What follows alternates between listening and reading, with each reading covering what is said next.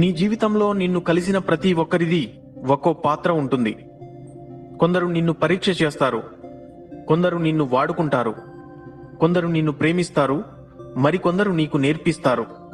కానీ ఎవరైతే నీలోని శక్తిని గుర్తించి వెలికి తీస్తారో వారే నీ జీవితానికి అతి ముఖ్యులు, విలువైన వారు మరియు మర్చిపోలేని వారు.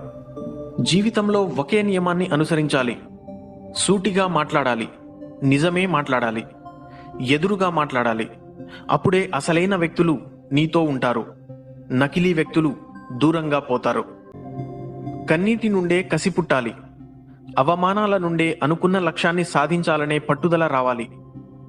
ఎవరైతే ఎగతాళి చేస్తారో వారే మన కోసం ఎదురు చూసేలా ఉన్నత శిఖరాలకు ఎదగాలి. ఇతరులను తక్కువ చేసి మాట్లాడితే నీ స్థాయి గొప్పగా ఉంటుందో లేదో తెలియదు, కానీ నీ వ్యక్తిత్వం మాత్రం తప్పకుండా దిగజారిపోతుంది. పక్క వాళ్ళ జీవితంలోకి తొంగి చూసి 10 తప్పులను వెతికేవాళ్లు వాళ్ళ జీవితంలో 100 తప్పులు ఉన్నాయనే విషయాన్ని